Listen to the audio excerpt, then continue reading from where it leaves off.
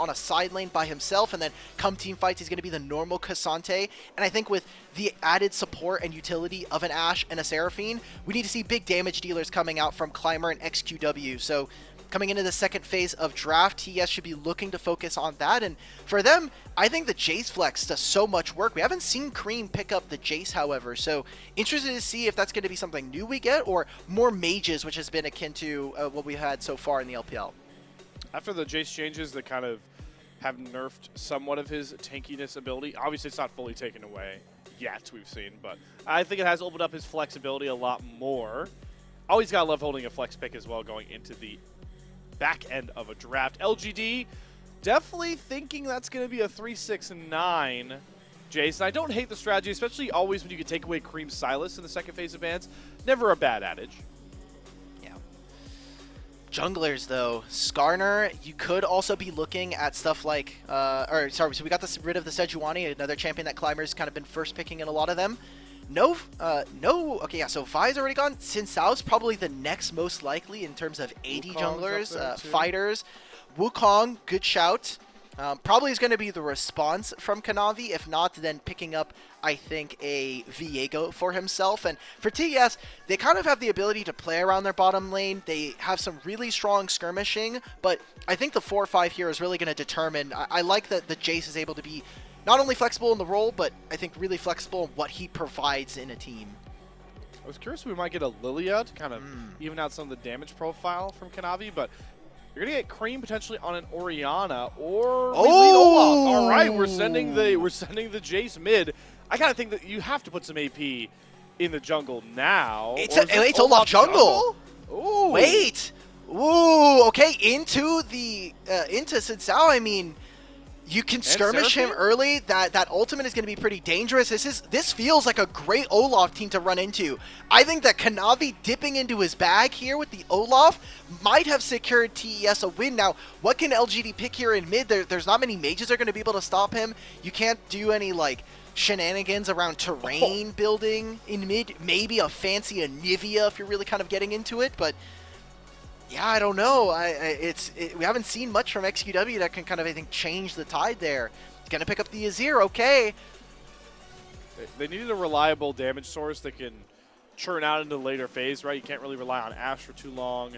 Outside of that, you don't get much of that later game consistent DPS, or even, it doesn't even have to be later game, just consistent DPS at anybody else on this LGD side. So I do like the Azir, but I think you hit the nail on the head there, Alk. With JackeyLove Chris able to play this really potent Kalista Renata that's been terrorizing the LPL, and the Olaf pick, gotta feel like Top Esports are in a better spot for game number 1. But speaking of predicting how games are gonna play out, we have some predictions to throw up on the series before we hop into this game 1. So let's quickly get through those.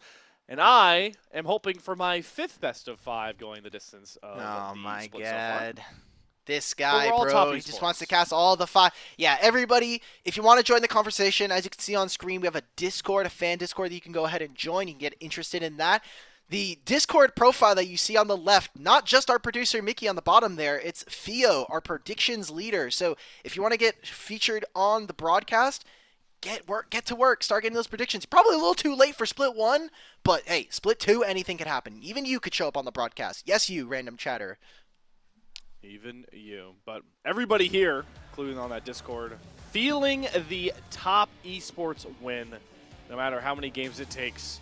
We'll see if LGD have some more upset potential from the Split 1 in them as another Young and Gun squad with a lot of people excited. Time to put your money where your mouth is, though, if you are LGD, as we get set to head to the Rift for game number 1. Now, the question we always have to ask with the LPL, you foresee any lane swaps coming out here, and who do you like more in a potential action? I mean, it's Ashe versus Kalista. It's pretty tough in the lane. You're also going to be playing Renata. I think you have Cassante. The ability for you to go for the lane swap is always there. LGD, I think, stuck with the idea of their composition that we saw in the first 3, which was a very, very heavy front line to be able to buy time for this Seraphine to get a lot of added value, for even this Sin Sao now with this Seraphine. I think that's going to be a really potent duo. Here for TES, I love what they have for themselves. I think that they have the ability to turn on fights very, very early, and even walking blind, you have the Jace who can empower them. My eyes are obviously going to be looking at Kanavi on this Olaf. He has the Orianna to empower him. He has the Renata to empower him. This feels like an all-in composition for TS's jungle to be able to take over this game, and nobody on the side from LGD can really stop him. You just made me realize that we're gonna have a bailout on Olaf. That's absolutely disgusting. Yes. And I'm kind of Yep. here for it. Oh, and our pip right there, showing that 369 actually got the ward. So not only able to spot maybe some other people moving, but I think even 369, they did nerf the amount of experience you're able to get early on from early wards, not, just ticking 2 on wave 1. So I don't think it's going to have too much of an impact, but we're getting that lane swap, so we're probably going to be seeing a lot of solo laners sitting in mid lane as there's not much to do on the side lane. They want some of the 2v2 action. They hear it's pretty fun down bot side, so they'll get into it now. And you gotta like it if you're top esports with the double ranged, right? You can really make it difficult for Sasa to step up and get Creme a bit more comfortable position early on before the top laners head to their much more cruel fates they've been given in this one. Yeah, and my eyes will be not only on our junglers, but I think for this whole series, I really want to take a look at what Creme is able to actually do, because against XQW is obviously an LDL champion that's coming in from this last year. I don't think we'll be able to push Creme as mechanically deep as some other mids, but Creme has not looked good so far in this early 2025, and hopefully with more games played, more series under his belt, he'll kind of get a hang of some of these mages, but just hasn't been his sweet spot. So this will be a soft temperature check for guys like him, as we're already getting early plates going on over for both of our squads.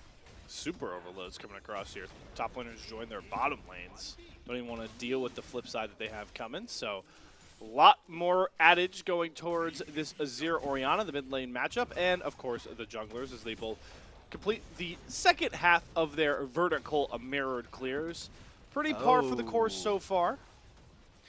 So what is the choice here? Sasa looked like he went into Fog of War to potentially TP towards this top lane, but since they're cutting the wave, I think it's a bit difficult. He's just going to end up staying here, and 369 does have Demolish, but he only got a single plate. That was 2 plates here for LGD, so in the meantime, they'll win this in a bit of a soft trade here, and the junglers are on opposite sides of the map, so it's not even on that crash they wouldn't be able to check. We're actually getting a pretty non-standard swap here, so double plates here, especially for 369. I think he comes out of this a bit better. Of course, the turret plate's even more important with the feats of strength.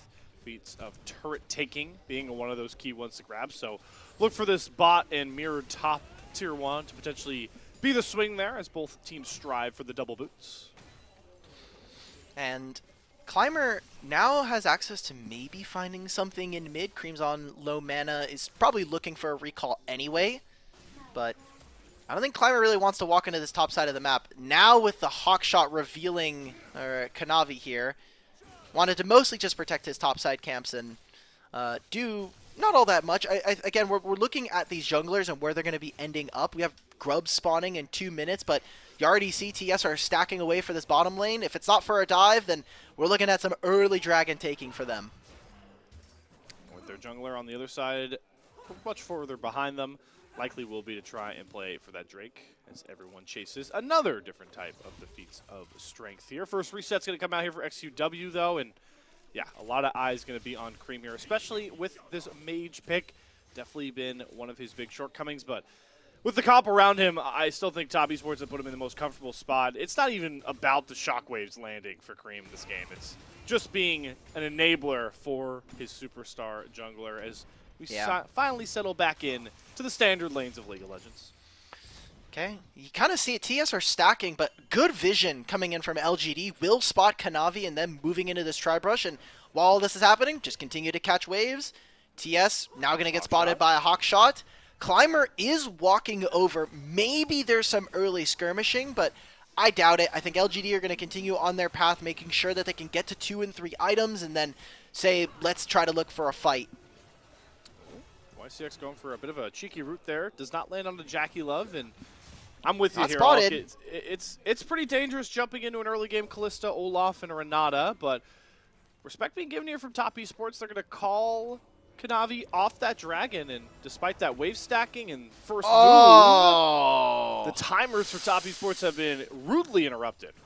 LGD are doing a great job of just wasting TS's time. First, they stopped Kanavi from getting the dragon, so now he's off timer for his top lane camps. Climber finishes the Gromp really early. They even delay Kanavi from resetting, so now moving into mid-wave, you already see grubs spawning, support and jungle are already here from LGD. XQW will be able to TP back into mid, and with an ultimate here, I wouldn't be surprised to see them try to fish for some kind of summoner spell. No flash on Creme would be nice, and there's no ultimate here for Kanavi, so they can actually look for an early trade here. A lot of pings going down towards this top river. As both junglers rear their heads towards the grubs. It's going to be Kanavi to start it up here. Eventually looking to just maybe steal one away so there's no feats of strength conversation. Does have 369 on the move first down from the top side, and LGD are going to back off here and play the mid wave.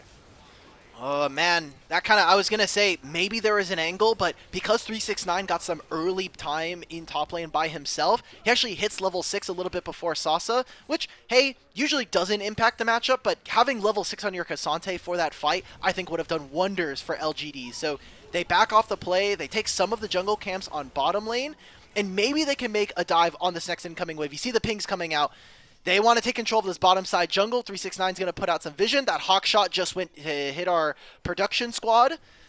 And they want to make this play. There's no teleport from anyone from TES. All right. Only a matter of time. What does one of the veterans of the LPL do in a 1 versus 3? Unfortunately for you, 369, level 6 doesn't mean squat for your kit. And he's just going to back off safely. Avoid the dive, but surrender more gold in plates and allow LGD to step closer to grabbing a feats of strength goal. But on the flip side, JackeyLove and Chris certainly doing their own fair share of work as these two turrets seem to continue to mirror themselves in HP. Oh, Sasa, he's looking for it. He's fishing, but I think he took way too much damage. Way too much. Will spot Kanavi as well. Dangerous spot to be in. And even XQW, he's leaning on the bottom side of his lane, so he won't even pretend to be able to feign towards this. I think Sasa's in a bad spot, has flash and ultimate. Let's see what he can do. And 369 likes his spot. What What's the? going on top side? Arrows going to land on 369 in one side of the picture as we watch Sasa just drop. JackeyLove juggles the turn aggro pretty well. YCX nearly drops the 369 himself. They have to bring Climber in for help, but this dive is looking sketchier and sketchier. No mana on the Ash. 369 flashing once YCX's number, but is rutely interrupted. However, big win for Top Esports, grabbing the turret as well as XQW. That's not where your sand soldier's got to go, my friend. Ah, man. Everything, I think, in a small bit of time goes wrong there for LGD. And TS, really great job being able to execute. Not only 369 on a side lane by himself, showing some of that prowess in the 1v3, but top lane, Sasa ends up missing too many abilities. And while they don't, they'll eventually get this turret for the bottom lane. They were not able to get anywhere near the amount they wanted for the trade. And I mean, look, now you've got Kalista with a little bit of a lead. Now you can move into Dragon because you're now late on the reset from LGD. TS so far, early game looking strong for them. As we can take a look at this replay, 369 I think played this really, really cleanly. There's no Ashe ultimate that's been used by Shaoye yet, but like, what are we waiting for? Yeah, he's already under turret. The wave is still here. And this entire time, Sasa, during that top lane dive, almost barely goes down. This, I mean, the fact that 369 lives for so long is, I think, a testament to how cleanly he was able to play most of this. Oh, he tried. All right, never mind. My bad. My bad, bro. My bad. I thought he might have gotten double rooted, but I think 369 was just stunned. Like, he got the input cancel. He's like, he flashed forward. Yeah. He's like, my input. As happened before on Jace. Okay, so I can respect that. Happens. Can relate all the way back home, across the waters to one of our LPL goats, 369. Gotta love it when you can relate to your heroes. Yeah. During that replay, though, TES got Dragon during off of that, and they got the 3 grubs we were talking about on top side. So one more epic monster going over to TES turns into feats of strength already completed at potentially 12 minutes here. Even, I mean, 11 here as 35 seconds before these grubs spawn. I'm going to expect for TES to want to play for this. You have strong side laners in the Jace, and you're going to be able to have Kanavi even shadow one of these teams and being able to kind of play on that side lane with them. Very, very dangerous as LGD now all corralled in mid lane, but they still have a couple of options. You have so much team fighting, so much playmaking with this Ashe ultimate. It's going to be up to our legendary bot lane duo that we wanted to see a lot out of, Shaoye and YCX, to kind of make these things happen. We're in just such rare space right now with those feats of strength, because definitely in your solo queue games at home, but even mostly in the LPL, the first feat to be gained is usually the Warfare one. But we talk so much about the neutrals for top esports, but they could just find one team fight win if they find the first couple of kills and they have the feats even earlier on. It's weird that we're not already done with the feats of Warfare, but hey, maybe I'm alluding to it, foreshadowing it as the Ash Arrow does land on the Kanavi, holds on to the Ragnarok pretty expertly, recognizing there wasn't much further follow-through, so that's a key ultimate off of LGD. Okay. XQW is here in mid, so they'll be able to crash in on mid. Kanavi looks like instead he's just going to regen. Maybe they'll make an entrance after the big naturals here coming in for LGD as they fight around the grubs. XQW almost gets caught. Ooh. Uh-oh. Creme gets a shockwave onto Climber. There is the hostile takeover. Only going to find Climber as well as he chunks 2 ultimates away from top esports. 369. Enhanced shockwave comes down, but still the grubs in control of the youngsters here so far. Smite away Climber onto a second one. XQW trying to stretch the fight out with a 1v1. Look at Creme he has now. to flash himself back to safety. Oh, wait a as minute. The face call nearly finds him. The handshake does over the wall, but LGD are still safe, and they're likely going to find this third grub, but it's stolen away by Kanavi as he goes into the Ragnarok. Oh! The bailout, how much longer can it save him? Not long enough as YCX finds 2 on the backside with the encore, and LGD step up. Shaoye flashes forward for a volley slow. Heal onto JackeyLove, desperately trying to save him. He has to burn the flash next, but LGD, they're still on the hunt. They want the move speed. They've got the Ashlows, and they're picking them off one by one. Headshake down from Chris. Oh my God. Shaoye, slow lands for YCX max distance. The volley's going to find Oh, they're TPing for this. They're going to kill him. It's just Creme and JackeyLove, but you called it all. The flank is out. There's nowhere to hide for top esports. It may not have been all at once, but LGD are going to find 5 kills. JackeyLove falls, and I misspoke. How did Creme win his 1v1? Now the question is, does he get this recoil off? How is Shaoye nearly dead? We're finally settling down. It's LGD blowing up for 4 kills out of nowhere. They chased onto the top side of the map, and look at what's lost during this. Almost every summoner spell on the map is gone from all 10 of our players here. What a sight and to see. LGD finally are able to find a team fight win early on into the series. As we check this replay, all this focus onto XQW, and yeah, look, like Creme and them, look at where all of this goes. No one's engaging with the Renata ult that's here. Doesn't land onto Shaoye. 369, I think, is getting some pretty decent poke, but this focus from TES onto XQW. JackeyLove, Crisp, and Creme on this side of the fight just means that Shaoye gets to stand forward, stand tall, and Kanavi makes the steal, yeah, but look where the rest of his team is. Encore. I want to just give out big credit. Last time we saw this series, when we saw LGD play the Seraphine, it was a similar ultimate from YCX that set up his team for success versus Team WE. And here again, around the grub pit, he makes it happen with this ultimate. And I mean, yeah, they just chase them out. They get the summoner spells, which I think is important. I want to see exactly what happens here. I'm pretty sure it's just because he just peppers him from range, and Climber, oh, so close. But look, honestly, you'll take that. That's still a feat of war going over to LGD as they get those first 3 kills of the game. And they also nearly got themselves a Monster Slayer one if the Kanavi steal doesn't come across. So it's still a tough spot to be in for those upgraded boots if you are LGD, but the gold speaks of more wonders nonetheless. And I'm glad you pointed out that YCX Seraphine ult, because as cool as the clip we showed at the start was, kind of assisted there by an XQW shockwave. Nah, this time around, my man snipes 3 out with 15% HP, no regard for his own safety. Gotta love it. Looking on all 3 mid here from LGD. They want to get focus on this dragon. They know that every single epic monster spawn now is going to be a fight, and they find Kanavi. Oh, but there's the Ragnarok shockwave delivery, but it's not enough. Kanavi drops, the Climber is able to limp away, and that's going to open up for a free dragon. So those feats of strength combos that we thought were done and dusted for top esports, now starting to see the door not just creak open, start to swing open here for LGD as they're really finding their tempo. They still need to be able to find 2 more epic monsters, but a mistake coming in from they're Kanavi, and now an Ashe ultimate. Do they find Crispy? Yeah, I mean, they're just trying to force out the Callisto ultimate. Fair play. 57 seconds before the Rift Herald spawns. I think that that's a worthwhile trade from you. And we'll see how much 369 is able to get on a side lane. He has 4 grubs, and one thing that I will say about TES is if they don't win team fights, they've been a team that, especially for their solo laners, have been focused on making sure that they're cross-mapping, getting turrets, applying pressure on the side lane so that solo laners don't just get away scot-free. So, well, I want to see how much 369 is able to get, and that ultimate from Creme, it's going to suck to be able to miss out on that. We'll probably be up before this next fight, but I mean, doing that on the Climber just feels like a big mistake. He has the ultimate, right? So you're just never able to deal damage when the Crescent Guard comes out. You're only just delaying him. Just a little bit of crowd control down. Does get it over to level 2 though, so you got level 2 Shockwave for Creme. One of the few level 2 ultimates on the Rift so far, just between our 2 mid laners. Classics time, you've heard this one before, by the way, if you're looking up at those timers. Another Voracious Otacon in the LPL stock standard, so we'll get that as well. And should potentially be a player for the feats of strength if LGD are able to find this Rift Herald, but Kanavi is on top of it already with all the vision in control with top esports. XQW's nowhere near this objective. It's already half HP. I feel like this is going to be a bit dangerous, and if they don't grab this objective, the feats of strength, I think it's going to be fine to give over. It's potentially the fight afterwards that I'm looking for. All right, Herald down, boots upgraded on the top esports side. LGD though, look at the angle they're trying. They cut them off from mid. Look, they have entrance through mid, and Shaoye has the ultimate. JackeyLove does not. They're gonna make a play. Onto the Olaf once again. Just Kanavi hit the mid turret, guys.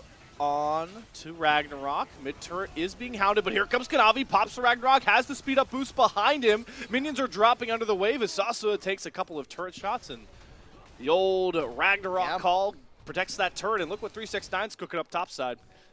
Great job from TES right there. They lose very minimal for that. They don't even lose the mid-tier 1 in this entire time for grubs. 369's able to be here. He's probably just going to have to take this turret and leave as XQW and Sasa are going to find him here.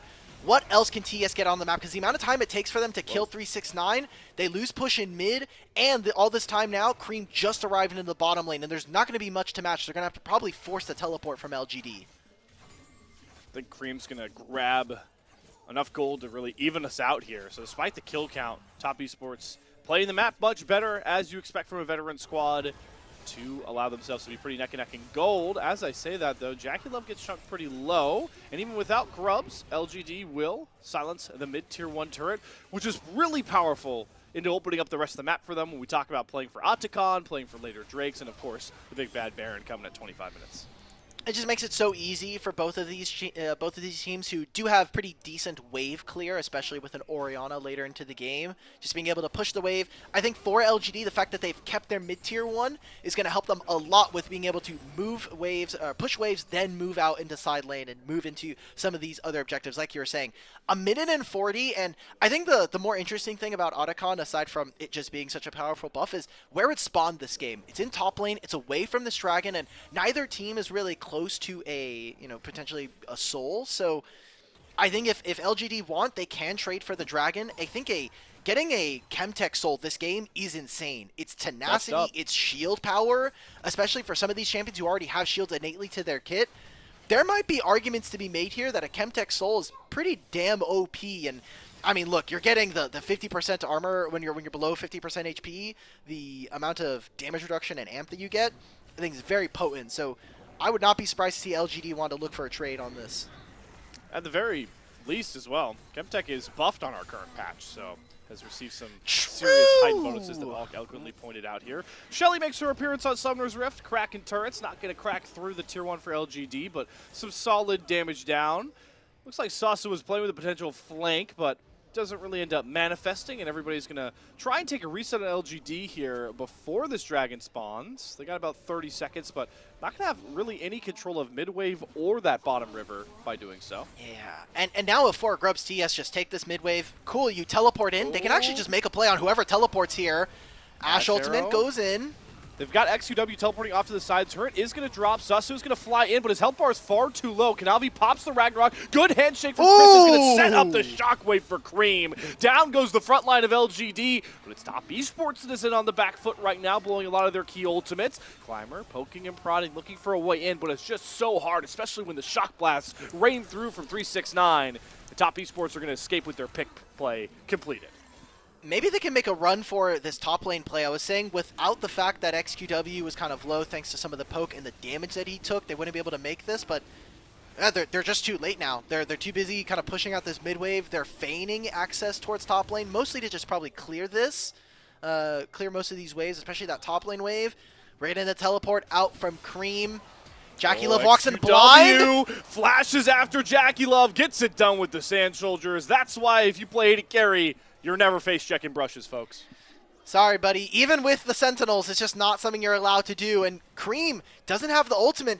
how much can LGD get off of this? Even with the amount of damage, even with JackeyLove down, I think that this is going to be a rough play. TES, they have the Ragnarok coming up. You have 5 seconds off of Creme's ultimate.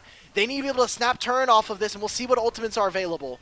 Creme bolt up, Ragnarok available, hostile takeover as well with the Fates call. Top Esports, if they want in, they can force their way through, but it's Sasi that's trying to delay them and just annihilates Kanavi's down. An even click R. Shockwave comes through, but just a little too late and without enough damage. And Shaoye is stepping up, trying to push the rest of Top Esports off. And it's nice when you have that revive buff to allow for them to play even more aggressive. Otacon into the hands of LGD.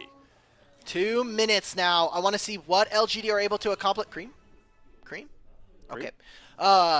For LGD, man, you need to be able to make something of this buff, because now we're walking in. There's no timers you're going to be able to play for. Dragon and Baron are both 3.5 minutes from now, and this whole play starts with JackeyLove just stepping too far into the wave. He's like, okay, maybe I can just walk in blind. He thought maybe XQW would be in a different spot because of how much HP, but thanks to the Chemtech plants, those Chem plants are just giving a lot of extra resources. I think that this Sin Sao pick is adding so much value during all of this. The fact that anytime Creme wants to be able to kind of deal with Sin Sao, oh, we're out of live, and Kanavi, can he make the turn? Climber, we're throwing hands here. He has to Kanavi, flash. once again, he's holding Ragnarok for so long. He's going to have to flash over the wall. That last play, he gets tagged by the Encore there, Alk. The Ragnarok discipline, a little bit off for Kanavi in these last couple fights, I feel. I think that the Ragnarok not using there, not going to really change all that much, and most of what we're talking about now is the side lanes, right? Like, how much can they actually leverage the grubs and how strong this Jace is going to be? It's funny because we look at this Jace, 0 and 3, Muramana completed. Oh, they make the play into mid. Wait, they're still Otacon. XQW! Where did he fly in? Was that a trap door or something? He finds JackeyLove and Creme with one Emperor's Divide, turns the Sand Soldiers, gets Chris down before his revive comes across. Kanavi throwing hands, 1v1 with his jungler. Climber with a good flash, back towards his support. Ragnarok runs out, and YCX says, come hither, down to the gray screen. LGD came to play in game 1. And even during all of that, look at how the map has just completely been torn apart here. 369 got another turret in the bottom lane. Sasa was pushing on this top tier 1. Can 369 escape? He's got not a lot of mana. And yeah, it looks like LGD are going to collapse. Climber, all 3 of these members of LGD, they have a revive, so they don't even give over a full kill to 369, who tries desperately to find at least one, but it's Shaoye finds his 5th kill of the game. Look at the 2 damage dealers for LGD's scorelines right now. Buffed up exactly how they need to be. Shaoye was able to walk forward with the Otacon buff. He gets damage down onto the carries of TES, and even we got to see that from XQW, flies in from the wings from the Wolf Pit and is able to make that play happen. As we get a look at this replay, flashing now here for Creme. He won't have that for the next Dragon or the Baron attempt, and now you definitely won't have it to avoid this Azir shuffle that's coming behind you. I love the execution we're getting from LGD, and it just seems like TS, they're split. Kanavi's in the back line. 369 is nowhere able to be near this play. He doesn't have teleport, so we're losing summoner spells, we're losing fights now. And this is a TS that we're expecting to win this series, while LGD, LDL champions, and LDL hopefuls are making them look silly. It's 13-3, and it's only a 3,000 gold lead for them. What a start for LGD. And like we talked about with this draft, you know, I felt there were some damage concerns reliable going throughout the rest of this game, but definitely answer when you've got your Ashe already at Infinity Edge, 2 items with Infinity Edge done, and XQW also in such a good spot here. Those 2 together can push out a lot of damage that does sort of start to outscale what Top Esports will be pushing through on the top end, as this game is already at 25 minutes. They have the longer ability to do deal damage at range thanks to the Azir and Ashe, and TS are all about kind of like a one knockout punch. You go for the all-in, you have Ragnarok to be able to run straight into the backline and take them down, but the longer it takes for the Kanavi to actually kill someone on LGD, the better it's going to be for this red side team, as now Sasa linking up for the rest of the team. They want to go for Baron. They recognize Dragon does not matter in this game, at least not at this moment. Climber! That's a big blast cone to take. Kanavi forced to throw the Ragnarok down. Hostile takeover does grab a couple key members there for Chris, but they get Kanavi down first. Climber does get out, but XQW gets quartered by 369. It's Sasa, no! He's swinging for JackeyLove, but he swings at absolute dirt. It's going to have to be the marksman. The range of the enchanters on the backside is Shaoye and company. they find themselves Freaky Friday switched around in the jungle. 369, Crisp and company are just going to take their recalls, and somehow, after all the haymakers, we split 2 kills apiece. But look at all of what was lost during that fight. For me, it's going to be no flash, still on Creme, and no longer on this bottom lane from TES. While on the opposite side, it's that Ashe now missing the flash. Sasa barely wasn't able to find that pick, but you're able to force out summoner spells and grab yourself a dragon on the bounce back here. I think it might be a little dangerous here. Yeah, Climber instead decides, look, we're losing push on mid. You do have this Jace that's coming straight out of base. TES bought themselves some time, and I know I was just talking about kind of bringing eyes towards the top of your screen, that 15-5, but I really want to look at what 369 has done for this game. I think he's kept TES relevant throughout this game, and without him, I think this goal to be a lot bigger in advantage for LGD. So we need to see this Jace really come on through and buy more of TES some time, because, I mean, maybe 3-item Callista is the way. You'll have a bunch of tank items. I just, that's the most fraudulent stat line ever from 369 for his impact on this game. 0-4-2. But I'm with you. The Jace is so impactful. LGD, they're going for a Baron player. They get spotted by the Scryer's Orb. Far, and they can just not do far this. Below. They're trying to rush it through with the Sand Soldiers. Ashe trying to step away with Shaoye, looking for an Ashe Arrow combo. Does find it onto That's fine. Do the Baron. But they're just stalling. Yeah, you called it out. Alk just burned through the Baron. They're not doing a great job on it, though. It's still dark in the pit, but you're losing your health bars. Climber's going to go in. He's going to drop the aggro. They get the Oriana combo on the back end. Kanavi, he stays up. It's Sasa to fly in to find the kill, but it's the Seer doing all the work for XQW. The kills drop. The Scream Shuffle is beautiful from XQW. Baron secured in 4 kills. LGD just can't stop swinging. LGD are going to end up on top this game. It's 19-7, and they win the Baron. Climber calls his shot. He says, I'm just going to do this, Baron. Let my team win the fight. And now they just completely rip apart TES, and they'll grab the dragon as well. Holy cow. 5-1-9. XQW's Azir. Not disappointing any regards, and look at that YCX stat line as well. This guy has 18 of 19 kill participation as we look back at this game-defining Baron fight. They spent so much time on mid, and while that's fine for TES, I think you just have to be able to give up the Baron. They feel like they're confident. TES, I'm looking at Kanavi, man. He just takes too much damage. He wastes too much time on this Cassante, and I just want to look into this backline. This was a great combo from Creme and Kanavi, but they weren't able to turn it. Sasa buys time, and really my eyes here onto XQW. This Azir is just pumping out DPS, and he's going to be level 16 soon, so another point in that ultimate.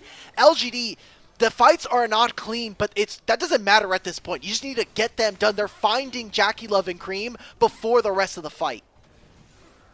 I feel so blessed that we're going to get this Seraphine Masterclass off the bat here. Who would have expected 2 Enchanter supports matching up in this game 1, and it's YCX really showing out with the Seraphine. A couple clutch encores, and Holy the crap. shields he gets out. I mean, it goes under the radar how much space Seraphine's shielding and healing kit can buy in a team, like you mentioned, that's trying to avoid that one-punch blow in these team fights. Seraphine's just adding so much value. I think it's the, if you were to make a swap, maybe Seraphine on the enemy team would do a lot more, but yeah, it feels bad because now TS, they can never split push all of the goodwill that Jace was able to buy. Wait a minute. What are we doing, Climber? He just threw his enemy jungler into his team. The biggest blunder of this entire game comes from Climber. That is the most treacherous blast cone I have seen in the LPL this year. Immediately, that's TES, 3 kills. Sasa's under the tier 2 turret, make it a 4th. This game just got flipped on its head with 1 cone. They just lost almost all of their Barons. XQW TP'd to the play and then said, oh crap, we're losing this. Never mind, I'm leaving. So all of that, TES just got so much off of that with 1 mistake from Climber. The guy that we had big eyes for. Look, maybe the light's a little too bright, but there's still a lot to series to play. A big mistake coming in from one of the hypest rookies coming into the LPL. I'm already wincing. I'm waiting for this replay. No, don't show the replay. LPL observers, no, don't do it. No, oh, no. God. Let's hit it cinematic. Is it a misclick? Is it a misclick? Okay, Q. Okay, auto attacks. He's just lost. Okay. It's a misclick. It's a misclick. It's a misclick. Maybe he doesn't know the angle, right? Maybe he doesn't know that Kanavi's going to land immediately into his backline, but it doesn't matter. it just doesn't matter at that point. Your entire team's been gone. And I think big one for me is not only all those kills, the amount of time you now lose on the map because of it, but no TP now from XQW. So you're always going to have this Azir either on a side lane attending to these 4 grubs, Jace and Orianna, or you're just going to have to miss out on all of that golden experience. So a big speed bump here for LGD in this game, and you can see it reflected in the gold difference. It just completely collapses with 1 blast cone. 1 blast cone to decide the fate, potentially, of LGD in this game 1. We are back on even footing, and you can see some serious item thresh points coming through. You talked about the 3-item Kalista. It's here for JackeyLove. Creme, probably the biggest winner of that mistake here, gets to that Rabadon's. This Orianna's maybe got enough damage for those shockwaves to really hurt. No bigger fight than this next one coming, potentially around a Baron or a Chemtech Drake, each spawning on the Rift at about the same point. Yeah, I think a bigger focus on the Baron with all of this vision from TES. They're going to want to move after this next mid wave, but it's pretty tough, right? It is just a Kalista for the time being with her Orianna, but Ashe and Azir having that range makes it so much easier for LGD to just push out of mid, move into the side lane. And look at where Kanavi is recognizing he has a bit of time, stack some more waves on the bottom lane, and then move in closer towards this objective. Even take a recall if you really want it. Maybe even trying to finish his next item, which seems like he's pretty close to. Looks like he's going to be getting that Sterix gauge. If he can get this before the next fight, I think that TES might be in a position to be able to claw back into this game. Why are we going for this Ashe ultimate? Okay. Shaoye, what's the point here? Hey, man, he's just getting them shots up, all right? He's been hitting them. So he does land one, but yeah, I'm with you. But Ashe Arrow, we're not even level 6. We don't got a level 3 ultimate yet, so that's going to take a bit more time. Biggest win, though, there for LGD. They cleared out the 2 blast cones in the top side river before this Baron. Is that the most impactful play of this game? After what we've seen, you can't tell me I'm wrong. We're playing for blast cones now. Maybe. New tech. Maybe that's what the designers were looking for when they made this, but TS, they get first access. They were first on the recall, so they'll move into river. They'll get the scuttle as well to be able to clear out any kind of vision around this pit. And for LGD, it is tough to walk into this team as TES. I mean, you have the Renata for setup. You have Orianna ball that you're going to be walking into. The poke from 369, who has opted for not the tank Jace build, but the bruiser, the regular kind of Jace build that we've been knowing and love for a long time.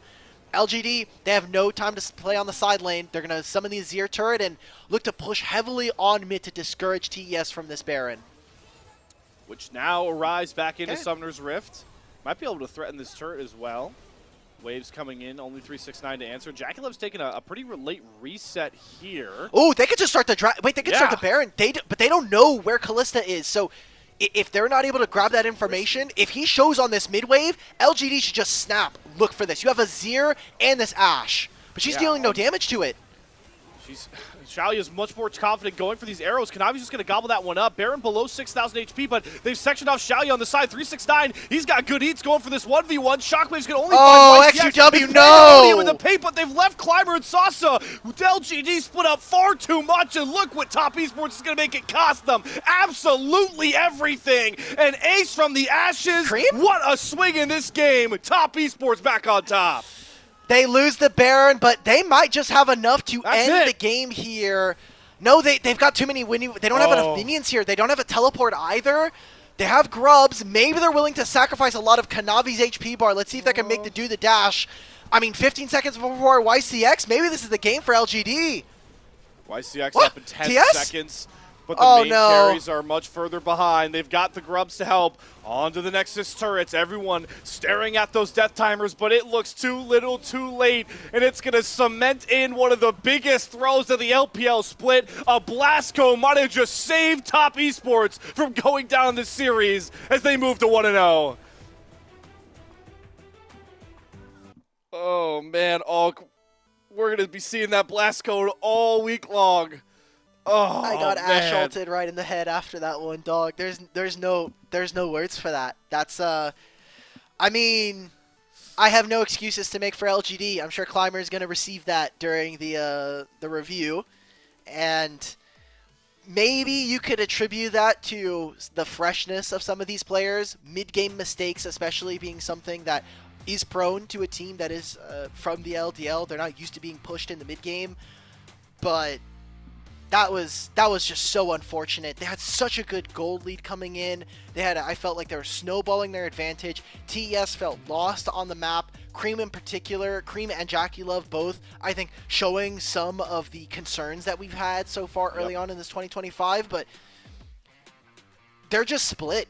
Not only after the blast code, because like that mistake happens, you can recover off of that, but in every single fight, Shaoye is like at least a screen and a half away from his team, and you cannot be that split up. Yeah, that guy does not want to be on the Baron. He needs to be closer to his team, and 369 and the rest of TES, they make good on that. Dude, it's a heartbreaker. I wanted to see LGDs do so well. I needed that. I'm the 3-2 guy on the desk over here. We got to get those wins early, but now we're gonna have to relive it to see exactly. I'm sure we're gonna get the replay. It just stinks. I mean, it's the mark of a young team. There is no better example in 2025 of what happens to young squads in the big stage than what we just saw from LGD. If they could just take that back, if they could just take back, I really do think that even in that last fight, they just make too many mistakes, right? Like XQW flies in, but there's really no one there that he's able to deal damage to. Shaoye was trying to 1v1 369, but this guy has way too much HP. He had the upgraded boots as well, so he takes no damage from this Ashe. It feels bad, but those were some of the mistakes we've seen from LGD in series past. So I don't know if this is necessarily, I think a lot of people, probably reasonable to think of is you're looking at that blast cone. Definitely starts to snowball in favor of TES, but TES still showed that they were kind of weak in some of those team fights. I still think that some of the cleanliness of their fights were not perfect, and if that maybe this is just the start to a gentleman's sweep, right? It's just TES, they get back into that game 1, and we get 3 from here. I want to see LGD do it, man. It would be so exciting. It's gonna sting if this is a sweep now. This is a great test, though. I mean, silver lining comes out here for LGD. It's a coaching moment, and coaching moments are 3 times more valuable for a team as new to the LPL as this squad.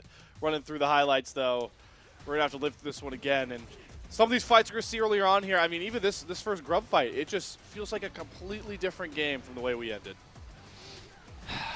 Yeah, this is just a completely different. This feels like a different patch at this point. We're watching old footage, watching it from we're watching from the actual game 1 of this series, and for 369, and I think for all of TES, I think that there were some bright moments. The team fights were not all there for them, but I think that the ability for them to play from side lanes was something that they learned from last year especially, and 369 showing some prowess of being able to play for the cross map, being able to play for structures. So as long as they're able to kind of, I think, nickel and dime this this LGD team, there is still a lot of game to be played here in this series, and we've already seen LGD's team fighting at least being able to go blow for blow with TES. And looking back at some of these champions we had this game 1, we kind of talked about from the draft here, Alk, but for what the standard, power pick champions of the LPL are, we had so many of those high-profile champs in this game 1, right? We're now going to be off the board with no Ashe. There's going to be no Kalista Ashe, neither of those. You're not going to have a Cassante in the game. Jace isn't going to be a part of this game. There's a lot of huge picks already taken away in one game from Fearless that I think is going to have pretty big impacts with how we talked about champion prioritization, especially between these two squads. And think about the unique champions that were also chosen here as well. Typically, Kalista, I would say, is a champion that we don't get to see very often because of how often it's banned. And you even look at the supports. We have Renata and we have the Seraphine gone. So still all of the engaged supports open for the rest of the series. And I think this Olaf pick, win or lose, provided a lot of value because now you got rid of the Xin Sao, but you still have things like the Nocturne, the Vi, the Wukong that are all up and ready to go for the rest of the series. Speaking of this game, though, not the whole series, Alk, where's your head at here for MVP pick? Because I think this might be one of the hardest of the split to choose. I think a lot of the voters were already thinking about who they were going to choose on LGD's side before everything went sideways. That was me. I think 369 deserves it, bro. He made some errors, but I think that most of them were unforced or forced errors from LGD, and He just was like, hey, look, I'm willing to trade my life to get us a turret, to get us some side lane pressure, and at least keep us relevant in the game. That game is a lot harder to play if Jace is also behind the curve.